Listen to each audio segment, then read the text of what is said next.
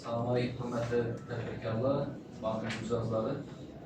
Şirkətin devletimiz rəhbər tapşırıqları asasən güc təcrübəsi boyunca tədbirkarlarla uçuraşılıq hər ayda 2 mərtəbə tezliyi belgilənən olub. Bu ayın birinci uçuraşılıq rejeləşdirdik.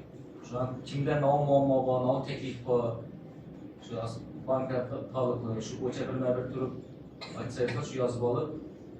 Yerdə becərilərdə onun bir yerdə, olmasa Respublika idarəsində xalqdan çıxıb becərişə əməli yardım göstəririz. Olmasa kimdən təklif, muammalar olsa bir-birdən başlayırız. Siz danışdırıb nəticəyiz mi? Kabul ettikler, İGA Paragrafı Kurası tesisiz ve emraklarla sizlere uzatman mülk alıp koyma. Savalım bir-iki mərtə geldi. Karxananız bir yıl boğan boşu gerek açılganına. Bir de bize de açılganına.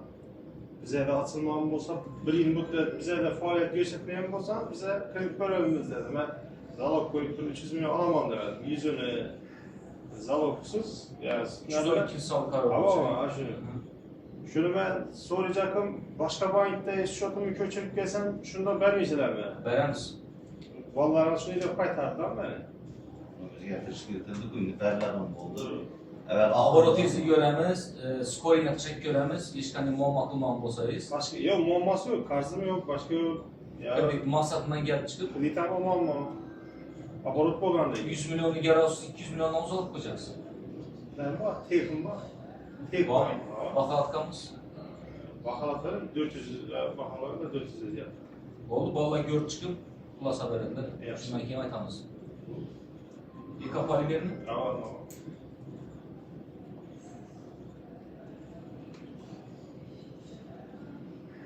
Şu 2 mərtə sonra da bize de olmasa bu muydu dediler de az şu. Yok az. Üzerimizi kliyente Verəmiz, muamması olursa. Yine kim var? sağ olarınızsa Sağ olayız. Şu Banka talıqlı, kreditlər boyunca plus kimi, amanət kimi, bərabər sağ olarınızı Teşekkür sizler. Sağ olun, var mı? Yok, я только доволен вам.